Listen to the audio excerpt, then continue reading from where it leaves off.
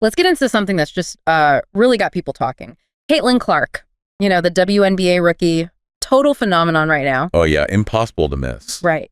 She was ranked as only the 9th-best guard by her peers. 9th.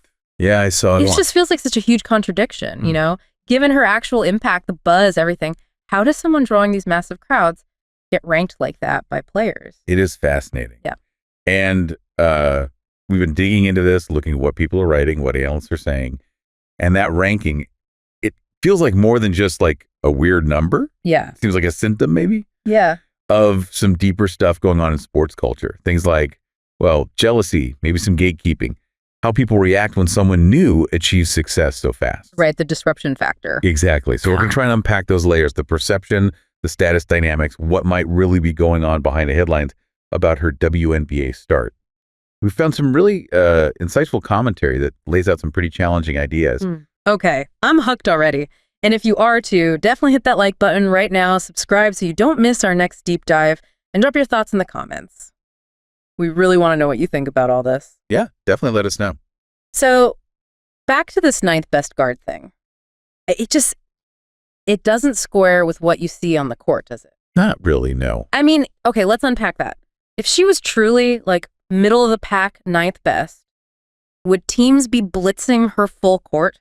Sending double teams the second she crosses half court, fouling her after the whistle sometimes, guarding her like she's, I don't know, Steph Curry out there. That's the core contradiction right there. It's kind of wild when you look at it. The analyses we've seen really highlight how the way teams play against her just completely clashes with that peer ranking. Right. Coaches, players on other teams, their defensive schemes scream top threat, not, 9th best guard.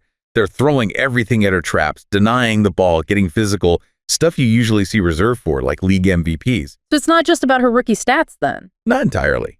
It points to something bigger, doesn't it? Like her status, the sheer disruption she represents coming into the league, that gap between perception and on-court treatment, that's really interesting. It really is. Okay, so defenses treat her like a superstar, despite the ranking. But let's look at the hard numbers.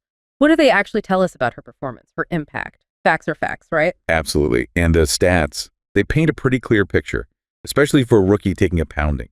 Right now, Caitlin Clark actually leads all WNBA guards in assists per game. Wow, leads them all. Yep.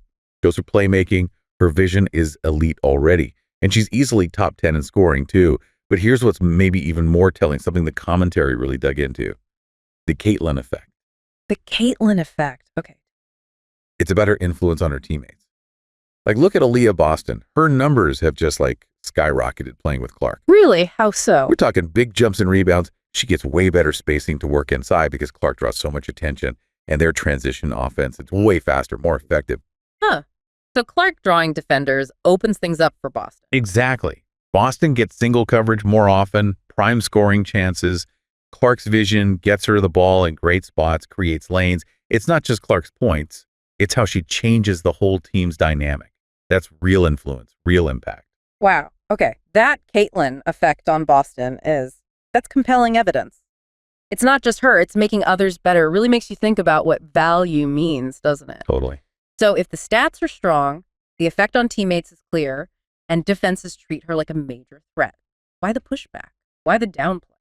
What's the real issue? Well, digging into the commentary, the sense is it comes down to pure discomfort with how fast she rose. But think about it. Most players, even the big stars, they grind for years, right? Yeah. College, maybe overseas, working their way up, earning that spotlight bit by bit in the WNBA. The traditional path, paying dues. Right. And the perception for some is that Clark just kind of skipped the line. Yeah. But one piece made a really interesting point. Did she skip the line, or did she build a whole new line? Build a new line. What does that mean? Her college career was insane, breaking records left and right. The media coverage was just massive. Nothing like women's basketball had ever seen. True. So she enters the WNBA, already a huge celebrity, drawing these unprecedented crowds, bringing this level of fame most players never reach. Imagine you've worked for years, decades even, climbing that ladder. Yeah. And then someone shows up with a ready-made empire of fans and attention, that instant stardom, plus, her being different demographically. It creates unease for some veterans. So the system wasn't ready for that kind of entry. It kind of seems that way. The established players didn't quite know how to process someone bypassing those traditional steps they all went through. So maybe instead of fully embracing it, there's resistance. That makes a certain kind of sense. The earning your stripes culture in sports is real. But you mentioned her being different demographically. That brings up a more sensitive point, doesn't it? The commentary went there. It did. And it handled it pretty carefully, actually. Acknowledges the racial dynamic. Yeah. You know, the WNBA is a predominantly black league. Right. And Caitlin Clark is a white player from Iowa, not one of the traditional powerhouse programs that feed the league. The commentary suggests the discomfort isn't just because she's white, but maybe more about her being different. Different how?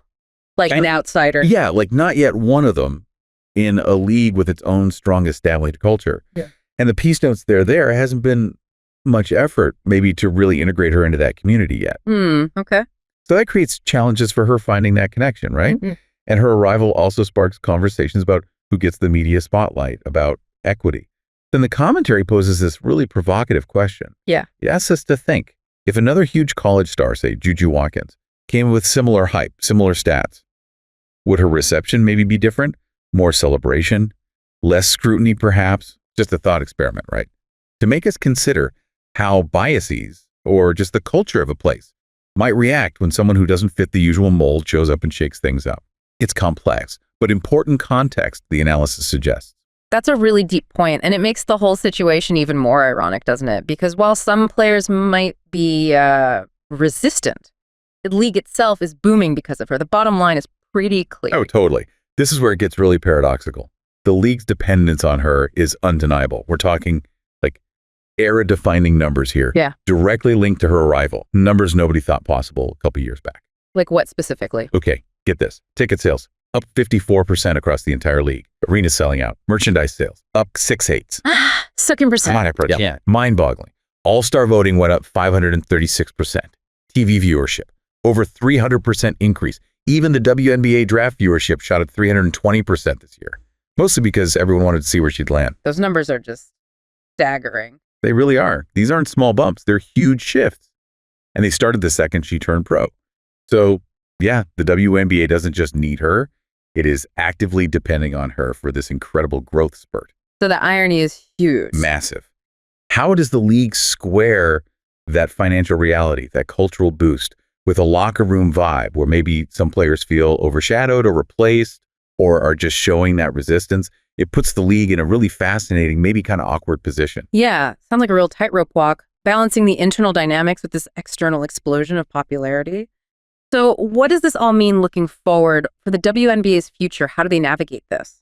Well, stepping back, the commentary argues pretty strongly that the league needs to have some hard conversations internally. Like about what? About things like gatekeeping in established groups, about bruised egos, about how sometimes even in women's sports, there can be resistance to change, even change that's clearly bringing benefits.